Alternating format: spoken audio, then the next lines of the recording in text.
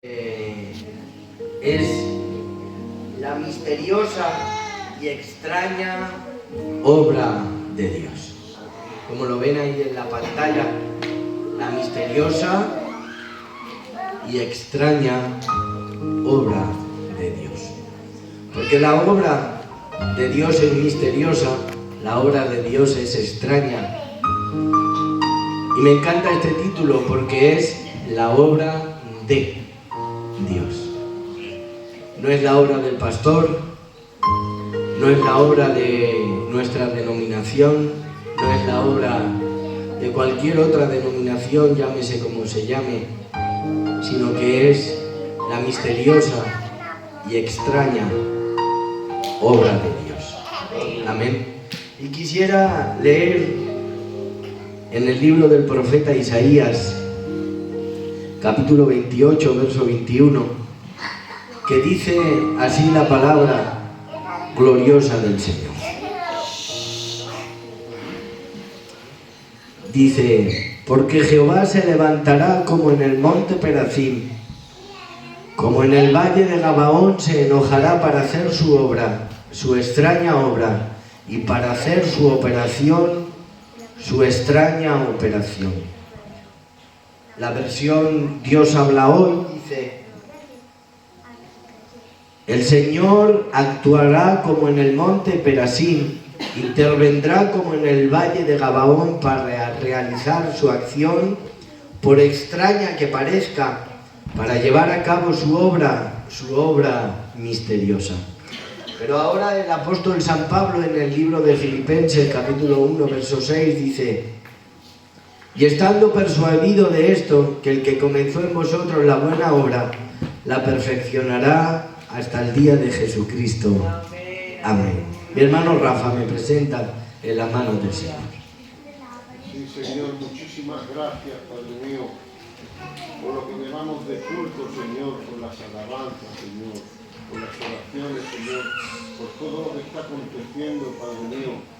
Pero ahora, Señor, tu pueblo estamos en pie, Señor, rogando, Padre mío, para que bendigas a tu siervo, Señor, para que Él traiga, Señor, esa palabra eficaz, Señor, que tanto necesitamos, Padre. Bendícelo, Señor. Prepara nuestro corazón, nuestra mente, Señor, para recibirla, Padre mío, y para que nos haga bien en el nombre de Jesús. Amén. Amén. Nos sentamos, hermanos.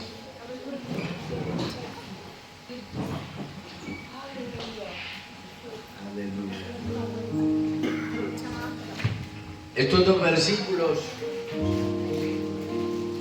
evidentemente potencian lo que es el título de este mensaje de esta tarde, donde nos habla que la obra del Señor es extraña y que su operación también es extraña. Y nos habla de una acción, por extraña que parezca, porque la obra del Señor en las personas hay a veces que a nosotros se nos es extraña. A veces nosotros preguntamos: ¿cómo es posible que Dios esté bendiciendo a tal persona? ¿Cómo es posible que después de la vida que ha tenido Dios tenga misericordia de tal persona? Si Él eso ha sido esto, aquello, lo otro y más allá. Pero la obra de Dios es extraña y misteriosa, y el ser humano no alcanza a comprender la magnitud, la grandeza y la omnipotencia que Dios tiene en su sola voluntad y en su sola soberanía, el cómo, el cuándo y el dónde y el por qué nos llama para que todos sean salvos. Aleluya. Pero claro, el apóstol San Pablo recibe, inspirado por el Espíritu Santo, una palabra tan gloriosa que dice: y estando persuadido de esto, que el que comenzó en vosotros la buena obra, la perfeccionará hasta el día de Jesucristo. Hablándonos que la obra que Dios tiene internamente en ti y en mí no la va a perfeccionar absolutamente ningún ministerio, ninguna obra, ninguna denominación, sino que le pertenece exclusivamente a aquel que comenzó, y el que comenzó se llama Jesús, el Hijo de Dios.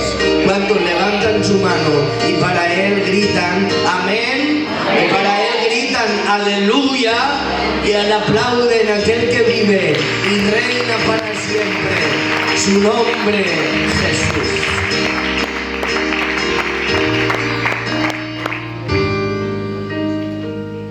Y para poder en esta tarde realizar en alguien el trabajo de Dios extraño y misterioso, hablaremos de un hombre llamado Pedro. Aleluya. En esta tarde todos somos Pedro. En esta tarde, de alguna manera, todos nos vamos a identificar con este personaje.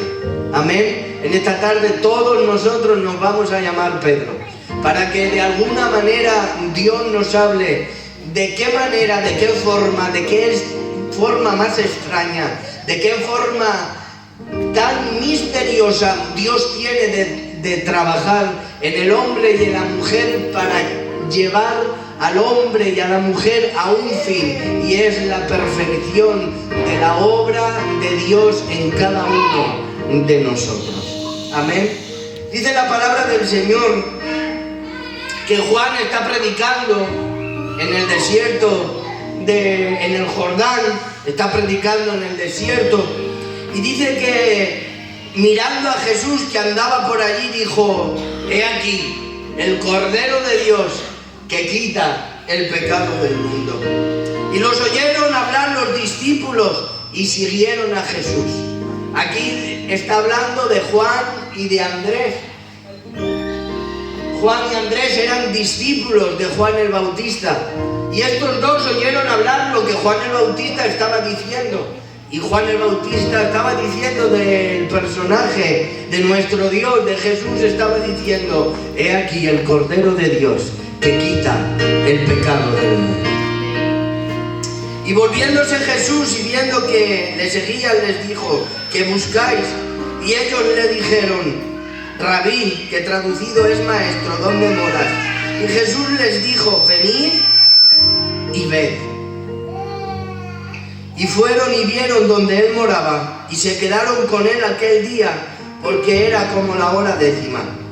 Y ahora vemos que Andrés, hermano de Simón Pedro, era uno de los que habían oído a Juan y habían seguido a Jesús. Este halló primero a su hermano Simón y le dijo: hemos hallado al Mesías, que traducido es el Cristo. Andrés hace una labor que todos nosotros tendríamos que hacer. Andrés está haciendo una labor extraordinaria, y es que él ha encontrado al Mesías, y cuando encuentra al Mesías lo primero que hace es presentárselo a su familia. Aleluya. Lo primero que hace Andrés es llamar a su hermano y decirle: hemos hallado al Mesías de quien hablan las Escrituras. La circunferencia tan cercana que tiene Andrés, lo primero que hace es evangelizar a su hermano y decirle que ha encontrado al Mesías, porque ha creído el mensaje de Juan el Bautista: he aquí el Cordero de Dios que quita el pecado del mundo. Y dice la Biblia que Andrés trajo a su hermano y lo trajo a los pies de Cristo, y cuando Cristo lo ve, le dice: tú eres Simón, hijo de Jonás, tú serás llamado Cefas, que quiere decir Pedro. Cuando Pedro se encuentra con Jesús, lo primero que hace Jesús es hacer un cambio en él. Lo primero que hace Jesús es hacer un cambio en él, y lo primero que hace es cambiarle el nombre.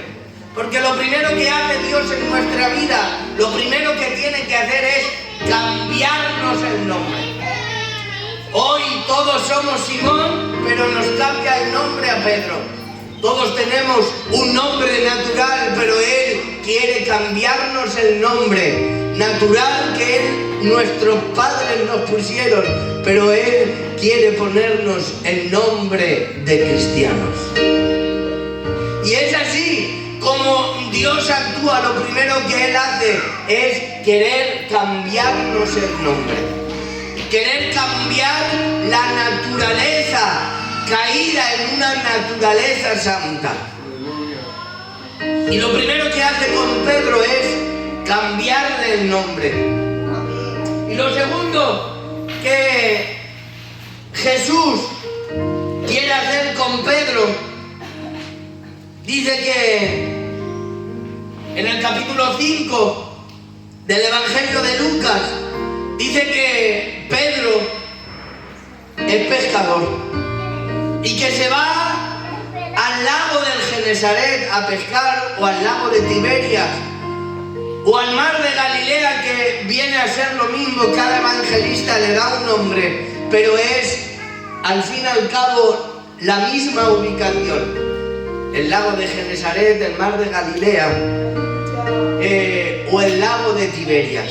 Todos esos tres nombres se refieren al mismo, y quiero que te quedes hoy con esto, porque al final lo traeré a memoria para que recuerdes el trabajo y la extraña obra de Dios, que cómo trabaja en medio del tiempo, sabiendo que las obras que nosotros vamos a hacer, pero cómo Dios en su obra perfecta, en su obra extraordinaria, en su acción, en su operación, va trabajando en nuestra vida sin que nosotros lo sepamos. En la noche en la que habitualmente Pedro pues sale a pescar, en la noche en la que él sale a su trabajo para poder pescar, pero esa noche no han pescado nada. Es la noche del fracaso, pero dice la palabra del Señor que Jesús se le aparece y les dice: bogar mar adentro y echar vuestras redes a la derecha para pescar. Y la experiencia les responde y les dice: nada hemos pescado. Hemos pescado durante toda la noche, y en nuestra experiencia de pescadores no hemos pescado nada, porque jamás podremos pescar nada en nuestra experiencia, pero sí que podremos hallar lo que Dios quiere que hallemos cuando obedecemos a la gracia y voluntad de Dios. ¡Aleluya! Respondiendo Simón Pedro le dijo: maestro, toda la noche hemos estado trabajando y nada hemos pescado. Pero claro, Pedro dice: en tu nombre echaremos la red. Y cuando obedecieron, la red se llenó de peces, hasta tal punto que las barcas que habían al lado, Pedro les tiene que decir: echarnos una mano que la red se rompe. Porque cuando obedecemos a Dios, la abundancia en nuestra vida, cuando obedecemos a Dios, la abundancia de lo que estamos realizando en la obediencia, Dios siempre nos bendice. Porque en la obediencia está la bendición. En la obediencia está la bendición. Cuando todo esto ocurre, evidentemente le produce en Pedro un desasosiego y le dice: apártate de mí porque soy pecador. Este milagro en Pedro produce un desasosiego interno, sabiendo que él es pecador y que está enfrente del Mesías, y le dice: apártate de mí porque soy pecador. Pero Cristo le responde: no te preocupes, Simón, no temas, porque ahora serás pescador de hombres. Le ha cambiado el nombre y ahora le ha cambiado el oficio. Porque a muchos de nosotros primero nos cambia nombre y después paulatinamente nos tiene que cambiar el oficio. No podemos ser siempre la misma forma de ganarnos la vida. Hay a veces que en el mundo nos ganamos la vida de una manera que no tiene nada que ver con el nombre que sostentamos. Pero Dios viene cambiándonos el nombre y cambiándonos el oficio. Y en esta tarde Dios nos dice a cada uno de nosotros: te cambié el nombre, es hora que cambies el oficio. Te cambié el nombre y es hora que vivas de diferente manera. Te cambié el nombre y es hora de que vivas de una forma correcta, conforme al nombre que yo te puse. Por lo tanto, en esta tarde Dios nos está diciendo: te cambié el nombre, pero también quiero cambiar tu mente. Te cambié el nombre, pero también quiero cambiar tu manera de hablar. Te cambié el nombre, pero también te quiero cambiar tu manera de reaccionar. Te cambié el nombre, pero también te quiero cambiar tu manera de hablar. Te cambié el nombre, pero también te quiero cambiar tu manera de ganarte la vida. Ha llegado el momento, iglesia de Benifayó, en el que Dios se te ha aparecido, como se apareció a Pedro, para cambiarte el nombre, pero para cambiarte la manera extraordinaria que Dios quiere que vivas. A Él la gloria, la honra, el honor y la alabanza para siempre. Apláudele para Él.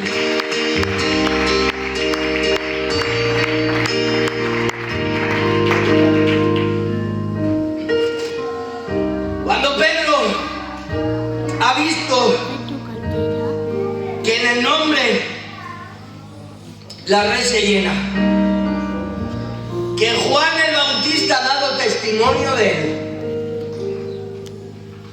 lo invita a su casa. Ya quiere tener una relación íntima con Dios, porque cuando Dios nos cambia el nombre, nos cambia el oficio, entonces es ahí cuando podemos tener una relación íntima con Dios. Amén. Y ahora la palabra del Señor dice en Mateo capítulo 8, versículo 14 en adelante, en el que Jesús va a la casa de Pedro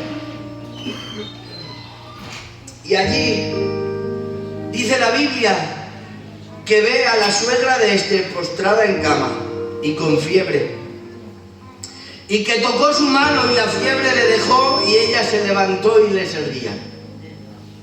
Los milagros están acompañando a Jesús.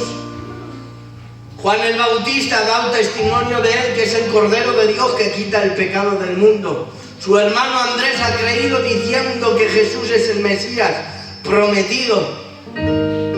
Jesús le ha dicho: tira la red a la derecha y allí hallarán muchos peces. Cuando Pedro invita a su casa a Jesús, su suegra está en cama con fiebre, le toca y la fiebre desaparece, y enseguida el servicio entra dentro de la suegra de Pedro y enseguida le servían. Y a partir de aquí, Pedro empieza a ser de los íntimos, aleluya, de Cristo.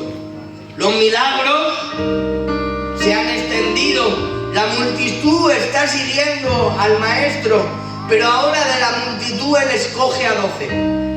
Ora y escoge a 12. Ora y escoge a 12.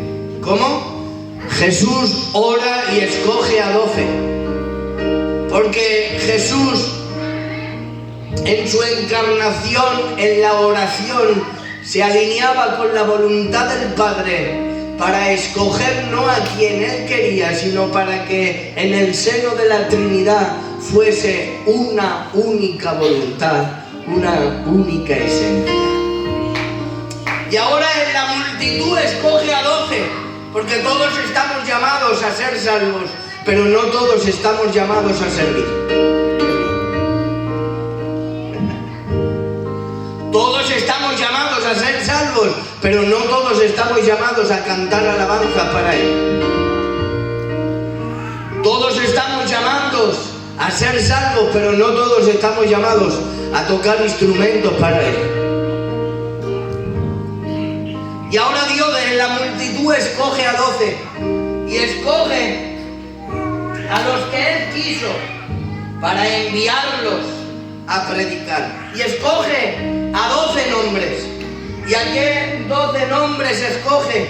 Marcos capítulo 3, versículo 13 en adelante, leemos sus nombres para ver de qué manera Dios escoge a cada uno de ellos. Y dice la palabra del Señor que escoge a Simón Pedro, que escoge a Jacobo, hijo de Zebedeo, a Juan su hermano, escoge a Andrés, a Felipe, a Bartolomé, a Mateo, a Tomás, a Jacobo, hijo de Alfeo, a Tadeo, Simón el cananita, y a Judas el Iscariote, el que finalmente le entrega, porque Dios da oportunidades a todos. Aunque Él sepa que le vamos a traicionar, jamás le podremos decir a Dios: tú a mí no me diste una oportunidad. Muy bien. Porque Dios da oportunidades a todo el mundo. Amén. Y así rompemos una doctrina, la doctrina calvinista que dice que Dios solamente ha muerto por los elegidos. Eso es una doctrina que va en contra de la Biblia. Él ha muerto por todo, de tal manera amó Dios al mundo, que ha dado a su Hijo unigénito, para que todo aquel que en él cree no se pierda, mas tenga vida eterna. Y como mi Dios da oportunidad a todo el mundo, Él escoge también a Judas, al que le había de entregar, para que nadie pueda decir: a mí no me diste una oportunidad para salvarme. Aleluya. Tiempo después,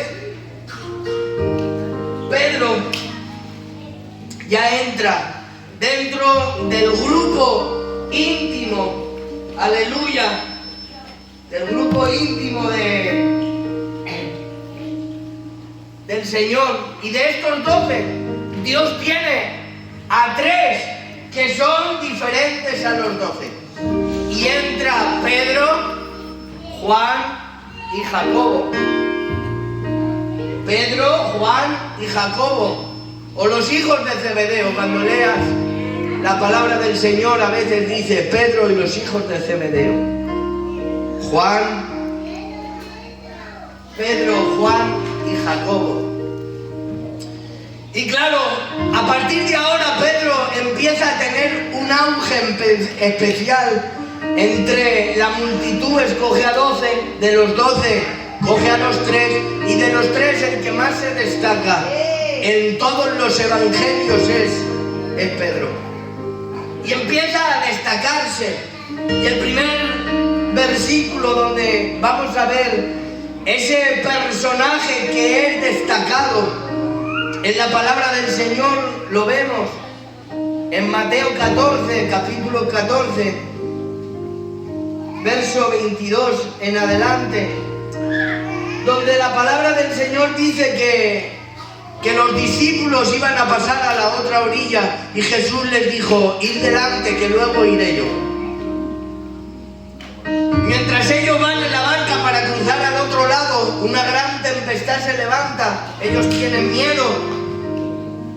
Y los discípulos, mientras ellos están atemorizados, dice la palabra del Señor, que lo ven andando sobre el mar.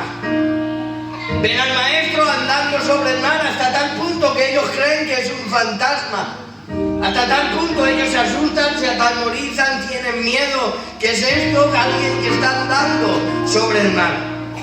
Y los discípulos se turbaron, dicen: es un fantasma. Pero Jesús les habló diciendo: tened ánimo, yo soy, no temáis. Pero ahora el que destaca, el destaca por encima de todos, el íntimo, el que destaca por los encima de 3, por los encima de 12, y el que está destacando por encima de la multitud, le dice al Señor: Señor, si tú eres, manda que yo vaya a ti y ande sobre las aguas. Y Jesús le dice: ven acá. Y él sale de la barca y Pedro empieza a andar sobre el agua. Aquello es maravilloso, nadie lo ha visto. Pedro el extraordinario, Pedro el que anda sobre el mar. Pero es que Dios está trabajando en él de ahora no comprendemos. Dios está trabajando en él de una forma extraña, de una forma misteriosa. No lo sabemos, no lo comprendemos, pero hay un hombre que está andando sobre el mar.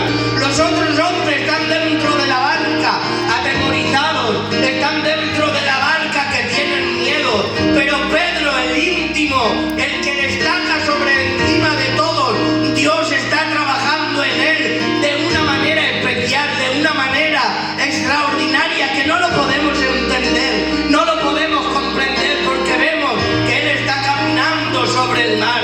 Y es así, a veces hay temporadas que nosotros caminamos por encima de las aguas. Parece ser que estamos teniendo una fe por encima de todos. No nos entienden, no nos comprenden. Los otros tienen problemas, adversidades, pero nosotros estamos caminando por encima del mar. Nadie lo hace, nadie lo comprende, pero llega un momento en el que Pedro se cae, la fe se debilita, y entonces es ahí donde la mano del maestro tiene que sacarlo del agua y decirle: hombre de poca fe, ¿por qué dudaste? Y así es en nosotros, que hay a veces que todo nos va bien, que todo marcha sobre el agua, que todo nos funciona, pero llega un momento en el que nuestra fe se debilita, nuestra fe decae, pero tiene que venir la mano del Todopoderoso a sacarnos del fondo del agua y para decirnos: hombre de poca fe, ¿por qué dudaste? Hoy la palabra del Señor nos dice: sigue teniendo fe para caminar sobre las aguas, sigue mirando a Jesús, sigue mirando a aquel que vive, que reina por los siglos de los siglos. ¡Aleluya!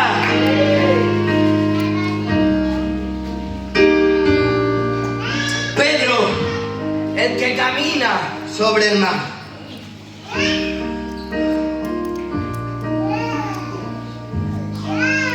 Pedro, el que camina sobre el mar. Ahí tenéis el verso. Manda que yo vaya sobre ti, sobre las aguas. Y Pedro caminando sobre las aguas. Qué cosa más extraordinaria, jamás había habido eso.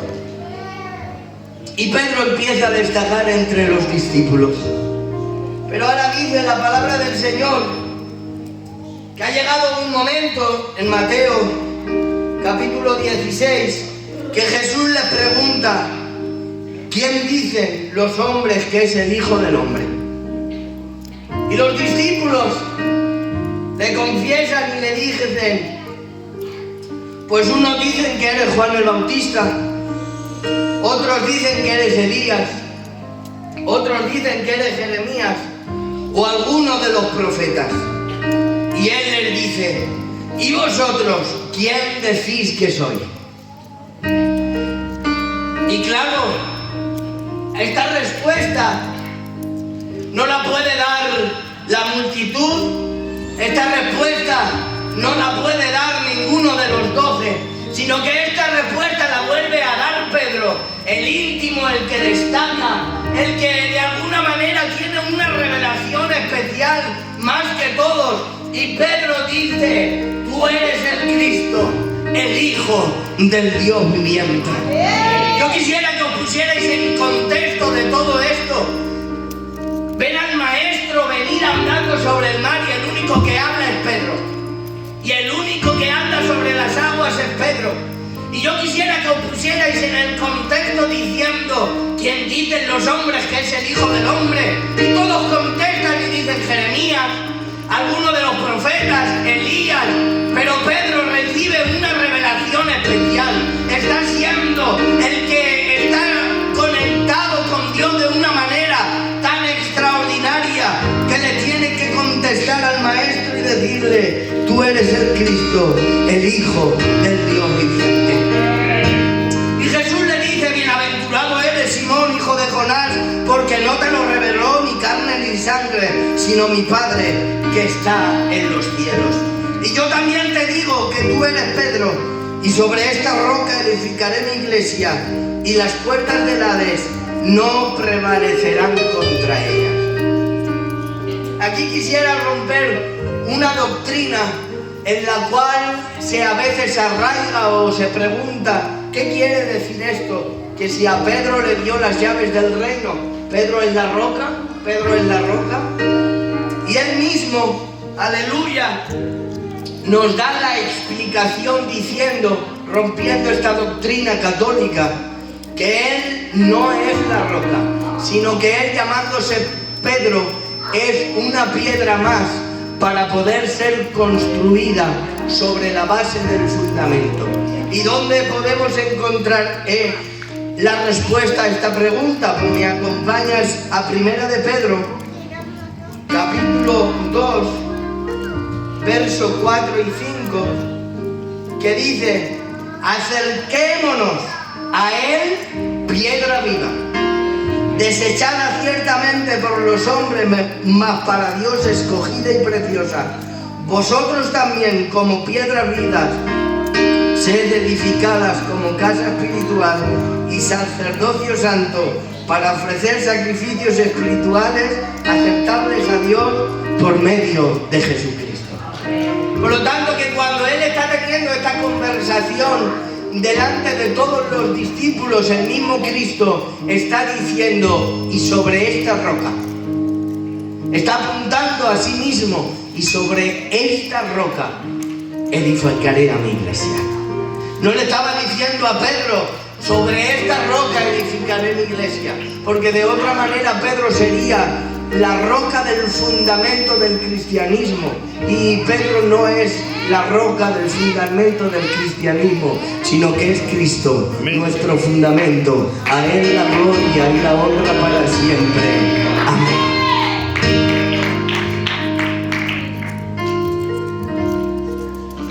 Para ir rápido, dice la palabra del Señor que ya ha tenido 3 intervenciones en las cuales Pedro anda sobre el mar, la confesión de Pedro, y ahora iremos al libro de Juan, en el capítulo 6, donde hay algo extraordinario, donde hay algo glorioso, y donde vemos otra vez quién contesta que no es la multitud, que no son los 12, sino que es otra vez Pedro el que vuelve a intervenir en la obra extraña y misteriosa que Dios está trabajando en cada uno de nosotros. Dice la palabra del Señor en el capítulo 6 que Jesús ha alimentado los panes y los peces. Jesús les dice que el verdadero pan que ha descendido del cielo es Él, y que no es el maná que comieron sus padres. Esto le resuena en la costumbre de la mente judía una blasfemia, diciendo: ¿acaso comeremos tu carne, tu sangre? Y la palabra del Señor, al ver que Jesús les está diciendo que Él es el verdadero pan que descendió del cielo, y que el que no come su carne y bebe su sangre no tiene vida con Él, los discípulos que estaban con Él y oyeron estas palabras, dice: dura palabra es de oír esta. Y desde entonces se fueron. Y Jesús, que se casa con todos, pero no se casa con nadie, Jesús, que se quiere casar con todos, pero que no se casa con nadie, les dice a sus discípulos, a los que Él ha orado y ha escogido a 12, le dice: ¿acaso os queréis ir vosotros también? Los otros hombres no contestan, pero vuelve a saltar Pedro, y Pedro le responde: Señor, ¿a quién iremos? Solo tú tienes palabras de vida eterna. Pedro vuelve a sobresalir sobre los 12 y sobre los 3. Pedro es, de alguna manera, el personaje más sobresaliente de los evangelios, pero también es el personaje más tratado de los evangelios. ¿Verdad? Porque en la medida que Dios te sobresalga, así te tratará. ¡Aleluya! Pedro es el personaje que más sobresale en el Antiguo Testamento, en el Nuevo Testamento, en los Evangelios, pero también es el personaje más tratado por Dios. ¿A dónde iremos? Pedro ha andado sobre el mar. Pedro ha dicho en la confesión que Él es el Cristo, del Hijo del Dios viviente, y que solo Él tiene palabras de vida eterna. Pero es que ahora la palabra del Señor ocurre que un principal que tiene una hija que ha muerto y no quiere que los 12 vayan con él. Ha muerto la hija de un principal y aquel principal ya ha recibido una noticia diciendo: no moleste más al maestro, tu hija ha muerto. Pero ante esa situación solamente Dios se lleva a sus 3 íntimos, porque hay cosas que Dios las va a realizar con aquellos que Él quiere, y por eso no tenemos que tener de alguna manera, aunque sea, lo pronunciemos así de una manera dócil, una envidia sana. Es que ese se deja mucho ver, es que ese siempre está ahí, es que ese siempre el que toma el púlpito, es que ese siempre el que canta, es que ese siempre el que tiene el cargo, es que ese siempre es el que no sé qué, es que Dios tiene sus íntimos. Amén. Es que Dios tiene entre la multitud, tiene a sus discípulos, y entre los discípulos tiene a sus íntimos, y de sus íntimos tiene a gente especial para realizar su obra extraña y misteriosa, porque todos estamos llamados a ser salvos, pero en el servicio Dios tiene a su gente especial para llevar la palabra del Señor. Porque el fin de todo es que Dios salve a todos aquellos que confiesan el nombre del Señor. Y ahora podríamos preguntarnos: ¿y por qué a mí no me elige y a aquel sí que lo elige? Porque Dios, en su conocimiento anticipado de todas las cosas, sabe que Él hará cosas que tú no podrías hacer. Muy bien, muy bien.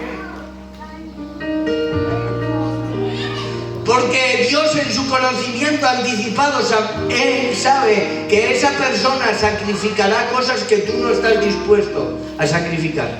Por eso Dios coge a Jeremías, que sabe que se va a sacrificar por la palabra de Dios, es capaz de obedecer y no casarse, ni tener mujer ni hijos.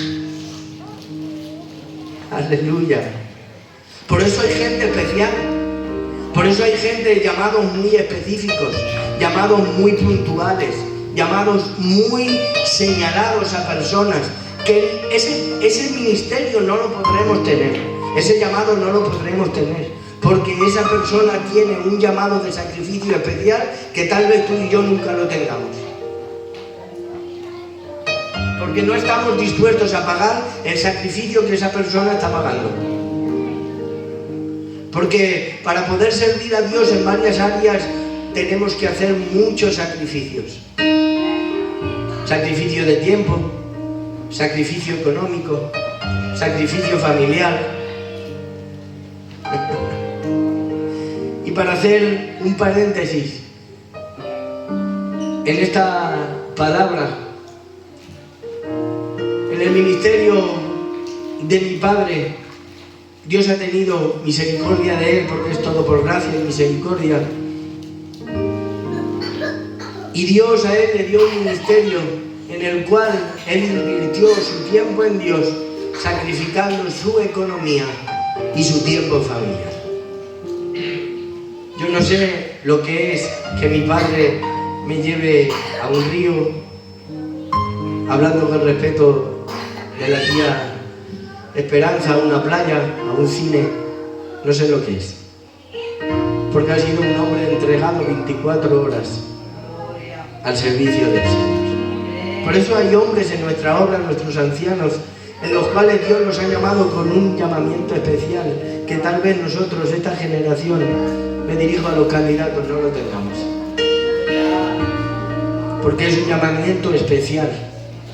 un llamamiento exclusivo, un llamamiento extraño, un llamamiento misterioso. Y por eso no tenemos que tener cierto remedio en nuestro corazón, sino que Dios quiere salvarnos a todos, pero que dentro de la salvación Dios llama a quien quiere, como quiere, cuando quiere. A Él la gloria, la honra, el honor y la alabanza.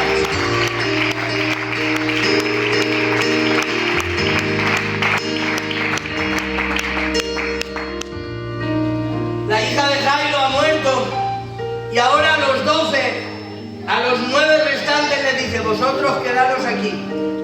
Y le dice a Pedro, a Jacobo y a Juan: veniros conmigo. Podría haber algo en sus corazones, hombre. Nosotros también somos apóstoles, ¿por qué no nos dejas ir contigo? Sin embargo, solamente está Pedro, solamente está Juan y solamente está Jacobo.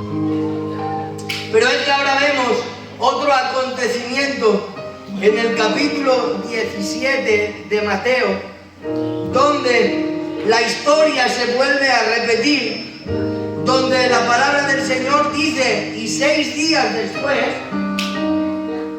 Jesús tomó a Pedro, a Jacobo y a Juan, y se transfiguró delante de ellos. Y allí ocurre algo glorioso. La gloria del Señor se transfigura y aparecen Moisés y Elías. Y allí vuelve a tomar la palabra Pedro y dice: Señor, bueno es que estemos aquí. Dice: hagamos 3 enramadas, una para ti, una para Moisés y otra para Elías. Juan y Jacobo no dicen palabra, aunque sean los íntimos, porque la voz cantante siempre la está llevando Pedro. Él es el que anda sobre el mar, él es el que dice a dónde iremos. Solo tú tienes palabras de vida eterna, tú eres el Cristo del Dios viviente. Él es el que ve la resurrección, aleluya, de la hija de Jairo. Y aquí en la transfiguración, en esa gloria, en la montaña, Él es él también el que toma la palabra. Y dice: bueno es para nosotros que estemos aquí. Hagamos 3 enramadas. Les estaba diciendo Moisés, le estaba diciendo Pedro, ya ha venido el Señor. Ya estaba la fiesta de los tabernáculos. Y dice el Espíritu, y deja patentado en la verdad, dice, no sabiendo lo que decía. Porque hay a veces que queremos hablar tanto, porque somos la voz cantante, que a veces no sabemos ni lo que decimos. ¿Verdad? Y el Espíritu deja patentado y dice, no sabiendo lo que se decía. Está en la Biblia, leerlo. Dice, y Pedro no sabía lo que se decía.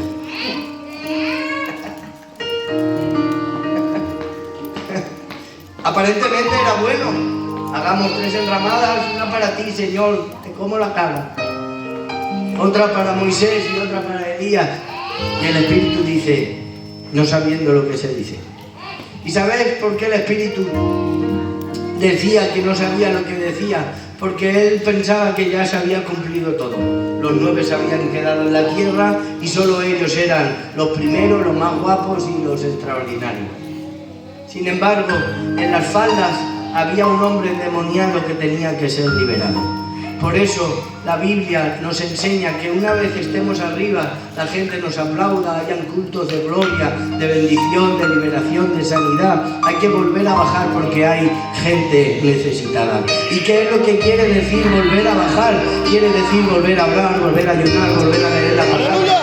Aleluya, igual que comenzaste, una montaña se sube y de abajo hacia arriba, pero es que hay que volver a bajar porque abajo en la montaña hay gente que nos necesita, gente que llora, gente quebrantada, gente que hay que salvar, gente que hay que volver a traer al redil. Por eso, en esta tarde, si has llegado a la cima y has visto la gloria del Señor, cómo se manifiesta, has tenido un tiempo de gloria y de bienaventuranza, ha llegado el momento de volver a empezar de cero, de volver a orar, de volver a ayunar, de volver a leer la palabra.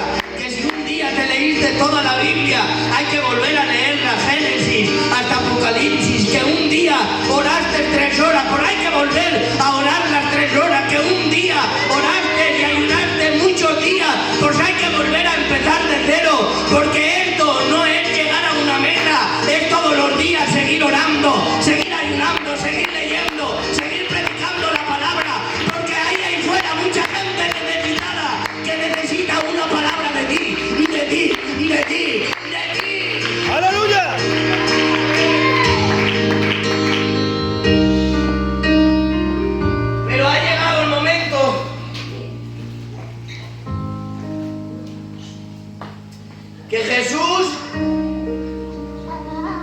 dice su negación. ¿A quién? Al que más se deja ver. Esto no se lo dice a los tres íntimos, no se lo dice a Juan, no se lo dice a Jacobo, no se lo dice a la multitud. Le dice Jesús a Pedro, dice que sepas que hoy me vas a negar. Y como Él es el que anda sobre el mar, el que tiene la revelación del Padre, el que ha visto el rostro del Señor transfigurado, ha visto a Moisés, ha visto a Elías, le dice, aunque todos se escandalicen de ti, yo nunca me escandalizaré. Dice, estoy dispuesto a ir a la muerte por ti. Aleluya. Y el Señor nos dice, estoy trabajando en ti. Estoy haciendo una obra extraña a ti que tú no conoces. Es misteriosa, está oculta. Pero claro, nosotros en el tiempo de bonanza, en el tiempo donde todo no funciona, donde nuestro matrimonio es una gloria, donde la economía es una maravilla, donde nuestros hijos son diamantes, parece que creemos que nunca vamos a caer. Pero la obra misteriosa, extraordinaria de Dios nos predice nuestra caída y nos dice que sepas y entiendas que hoy, antes que cante el gallo, me negarás 3 veces. Pero nuestro orgullo de nuestro currículum, nos atrevemos a decirle a Dios, no te preocupes, mira, estos 11 se podrán escandalizar de ti, pero yo nunca me escandalizaré. Y así es como nos comportamos a veces nosotros, diciendo, vaya pecado que ha hecho ese, yo eso nunca lo haría, vaya lo que ha hecho ese, yo eso jamás nunca lo haría. Pero hoy nos tiene que decir el Señor, el que esté firme, mire que no caiga. Hoy nos tiene que decir el Señor que de la misma forma que cayó Pedro, tú mañana puedes caer. Por lo tanto, hoy tengamos misericordia por aquel que ha caído, ha resbalado, ha pecado, porque mañana puede ser tú. Por lo tanto, hoy el Señor nos dice, misericordia, misericordia, misericordia.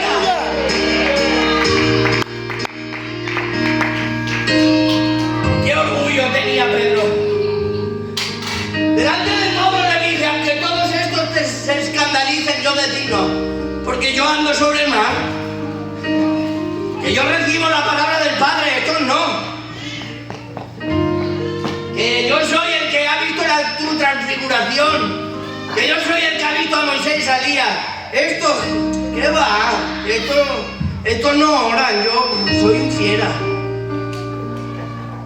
Y a veces tenemos ese comportamiento. Creemos que no vamos a caer nunca. Creemos que somos todopoderosos. Creemos que no somos débiles, que somos fuertes. Pero somos fuertes cuando confiamos en Él. Entonces es cuando podemos decir, diga el débil y fuerte soy. Cuando hemos confiado en su palabra, todo lo puedo en Cristo, porque Él me fortalece. Jesús predice su negación. Y como Dios ha dicho que lo va a negar, ¿qué ocurre? Que lo niega. Que lo niega. Dios ha dicho que lo va a negar. Y ahora dice la palabra. Y quiero que de alguna manera en estos textos tomes la iniciativa de poder leerlo. Dice que el Getsemaní han venido, Judas ya ha hecho su trabajo, lo han prendido, se lo llevan y lo conducen a la casa del sumo sacerdote. Y dice la palabra del Señor que Pedro le seguía de lejos. Y hay un comportamiento contrario al principio de la palabra, que Pedro era el íntimo, siempre estaba con él, lo invitaba a su casa, iba a pescar con él, lo habían dejado todo, y dejándolo todo, le siguieron. Desde ese momento Pedro es el íntimo de Dios, siempre está con él. Pero ahora lo han llevado a la casa del sumo sacerdote, de Anás y Caifás. Dice que Pedro le seguía de lejos. Y habiendo ellas en ese patio encendido un fuego. En medio del patio se sentaron alrededor y Pedro se sentó también entre ellas. Pero una criada, una mujer que no podía hablar con un hombre, al verle sentado en el fuego, se fijó en él y dijo, también estaba con él. Y ahora dice la palabra del Señor, que él negó, diciendo a la mujer, no lo conozco. Porque cuando viene la prueba a nosotros, cuando viene la tentación o viene la concupiscencia, cedemos y donde dijimos digo, hemos dicho Diego. O donde dijimos digo, hemos dicho Diego y digo. Aleluya. Y quisiera que de alguna manera en esta tarde te fijaras en dos cosas que te he dicho que Dios le llama en el lago de Genesaret, o en el lago de Tiberias, o en el mar de Galilea. Y ahora hay dos cosas. Ahí en el lago lo llama, pero en un fuego le niega. En un lago le llama y en un fuego le niega. En ese patio hay un fuego. Quisiera que estuvieras atento para de dónde lo niega Cristo, dónde Pedro niega a Jesús, en un fuego, en un patio, pero Jesús lo llama en un lago, en una playa. Y ahora, para poder restaurarlo, en la palabra del Señor, en la obra misteriosa, en la obra extraña que Dios está haciendo en cada uno de nosotros. A veces estamos aquí arriba y a veces estamos aquí abajo. Cuando estamos aquí arriba necesitamos a Dios, pero es que cuando estamos cabizbajos y hemos caído, hemos rebelado, seguimos necesitando a Dios. La obra misteriosa y extraña que Dios está trabajando en cada uno de nosotros, sea la etapa de cualquier forma que estemos pasando, siempre Dios está trabajando en nosotros de una forma que no entendemos, que no comprendemos. Y ahora el capítulo 21 del Evangelio de Juan dice la palabra del Señor que como Él ya lo ha traicionado, aleluya, Él ha vuelto a sus andadas, Él ha vuelto a su oficio y vuelve a los principios, porque todos nosotros cuando le fallamos parece que nos hemos olvidado del nombre que hemos recibido. Parece que cuando le fallamos al Señor nos olvidamos del ministerio que hemos recibido, que Él nos ha cambiado el nombre y nos ha cambiado el oficio, y volvemos a las antiguas, volvemos a hablar como hablábamos antes, volvemos a vestir como vestíamos antes, volvemos a reaccionar como reaccionábamos antes, pero Dios sigue trabajando en nosotros en su extraña y misteriosa obra en nosotros. Y ahora Dios se aparece en la playa, allí donde Pedro ha vuelto a su oficio, y les dice a ellos, yo me voy a pescar. Y dicen ellos, pues yo me voy con vosotros. Y ahora la palabra del Señor dice que cuando había amanecido se presentó Jesús en la playa, mas los discípulos no sabían que era Jesús. Y les dijo, hijitos, ¿tenéis algo de comer? Y le respondieron no. Y les dijo, echad la red a la derecha. Aleluya. Dios vuelve de alguna manera al lago de Genesaret, donde había llamado a Pedro, en la noche del fracaso, en la noche donde la experiencia no ha valido para nada, porque nuestra experiencia sin Dios en el pasado no ha valido para nada, pero es que en el presente tampoco vale, y no valen los tres tiempos. Cuando no tienes a Dios no tienes nada. Tu experiencia y la mía no vale si no tenemos a Dios, ni en el pasado, ni en el presente, ni en el futuro. Ahora Dios ha vuelto a presentar la misma escena y les dice, darme un poco de comer. No tenemos nada, no hemos pescado nada. Y el Señor le dice, echad la red a la derecha y allí hallaréis. Entonces la echaron y ya no la podían sacar por la gran cantidad de peces. Pero ahora uno de los tres íntimos se da cuenta, Juan, el discípulo amado, que es Jesús. Y Juan le dice, Pedro, dice, ¿qué es Jesús? Jesús, dice la palabra del Señor que se viste y se tira al agua. Jamás he visto eso, alguien vestirse para tirarse al agua. Al revés, sí. Uno se quita camiseta y se tira. Pero dice la palabra del Señor que se ciñe y se tira al agua. Aleluya. Y ahora dice: y los otros discípulos vinieron con la barca y arrastrando la red de peces, pues no tenían de tierra sino como 200 codos. Y ahora dice la palabra del Señor: y al descender a tierra vieron brasas puestas y un pez encima de ellas y pan. Y ahora os pregunto, ¿dónde llama Dios a Pedro? En un lago. Le dice: ya no serás pescador, ahora serás pescador de hombres. ¿Y dónde lo traiciona? En un fuego. Y ahora Jesús le vuelve a recordar su llamamiento en una playa y también le vuelve a recordar en un fuego su negación, diciendo: mira, soy el mismo el que te llamó y también cuando me negaste. Por lo tanto, te recuerdo tu pasado donde te llamé, pero también te recuerdo tu pasado donde te negué, para que sepas y entiendas que no me importa tu negación, que me importa más tu llamado, en el nombre de Jesús de Nazaret. Porque es más importante lo que Dios te ha dado que lo que tú has negado. Ay, Padre, es más importante lo que Dios te ha dado que los fracasos nuestros. Es más importante lo que Dios hace por ti y por mí que los rebalones que podamos tener. Por tanto, a Él la gloria, la honra, el honor y la alabanza para siempre.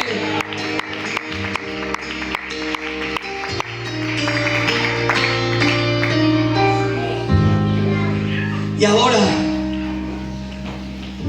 Pedro, están los dos afonicas con esa brasa, con ese pan, con ese puñado de peces, y le dice: Simón Pedro, hijo de Jonás, ¿me amas más que estos? Y él le dice: sí, Señor, tú sabes que te amo. Y él le dijo: apacienta mis corderos. Y volvió a decirle por segunda vez: Simón, hijo de Jonás, ¿me amas? Y Pedro le respondió: sí, Señor, tú sabes que te amo. Y Jesús le dijo: pastorea mis ovejas. Y le dijo la tercera vez: Simón, hijo de Jonás, ¿me amas? Y Pedro se entristeció de que le dijese la tercera vez: tú lo sabes todo, tú sabes que te amo. Jesús le dijo: apacienta mis ovejas. Aparentemente lo que Jesús está haciendo es romper de una vez el orgullo de Pedro, diciendo: ¿me aman más que estos? Volviendo a la negación, le dice: todos ellos te negarán, pero yo no. Hasta que tiene que doblegar su voluntad y decir: Señor, tú lo sabes todo. Señor, tú sabes que yo te amo. Porque no nos podemos comparar con nadie. Solamente te puedes comparar contigo mismo. Amén. Porque ser mejor de cualquiera de nosotros puede ser que sea fácil, pero ser mejor que tú es difícil, porque superarte a ti es la dificultad. A ser mejor persona es lo difícil, porque tal vez ser mejor persona pues puede ser mejor que cualquiera. Yo creo que soy mejor persona que aquel, pero puedes ser mejor persona que tú mismo. Puedes mejorar esas áreas que tú sabes que hay que mejorar. Tú sabes que hay que mejorar en oración. Tú sabes que hay que mejorar en lectura. Tú sabes que hay que mejorar en congregación. Tú sabes que hay que mejorar en sacrificio. Tú sabes que hay que mejorar en muchas áreas de nuestra vida. Pero claro, ser mejor que el otro es fácil. Pero, ¿por qué no eres mejor que tú? Sabiendo que tú mismo te conoces y tienes defectos, ¿ser mejor que tú? Sin mirar a nadie. Por eso Pedro le tiene que decir: Señor, tú lo sabes todo. Da igual. Y Dios tiene que trabajar de una forma tan extraña, tan misteriosa, que parece ser que hoy estamos aquí arriba y otro día estamos aquí abajo, pero es Dios quien nos está formando en su obra preciosa. Amén. No lo entendemos, no lo comprendemos, pero es Dios el que está trabajando. Porque esta obra, tú, que eres su obra, le perteneces a Él. Amén. Y como le perteneces a Él, Él trabaja contigo como quiere, cuando quiere y donde quiere. ¿Verdad? Y no hay nadie que le diga nada. ¿Verdad? Porque por encima de Dios no hay nadie. A veces nos quejamos al Señor, Señor, ¿por qué? Y el Señor dice: esta es mi obra. Es mi obra extraña. Es mi obra misteriosa. Porque Dios llama a un hombre pescador del vulgo, sin letras, para que después, en el primer capítulo de los Hechos de los Apóstoles, con una predicación, convierta a 3.000 personas. Y luego, con otra predicación, convierta a 5.000. Y luego, con otra visión, se vaya a la casa de Cornelio y allí convierta a aquel hombre y todos reciban el poder del Espíritu Santo como en el día de Pentecostés. Y luego, finalmente, tenga el honor o tenga el privilegio de alguna manera de morir crucificado como murió Cristo. Tanto fue el honor que recibió Pedro que dijo: yo no soy merecedor de morir como Él, a mí ponerme boca abajo. Ahí ya no lo negó, sino que dijo: una vez te negué, aprendí la lección, esta vez ya no te niego. Amén. Porque hay a veces que Dios nos tiene que dar lecciones para que aprendamos. ¿Verdad? Aleluya. A veces Dios nos tiene que dar una lección, porque la vida es una escuela. La vida es una escuela que todos los días nos da una clase. Hay quien las aprende y las aprueba y las supera. Y hay quien no las aprende, las suspende y las repite. Aleluya. Amén. La vida es una escuela. O aprobamos la asignatura y pasamos de curso, o Dios nos la vuelve a dar esa materia a ver si la aprobamos. Por lo tanto, confiemos en la obra extraña y misteriosa de Dios. A Él la gloria. Apláudele, por favor.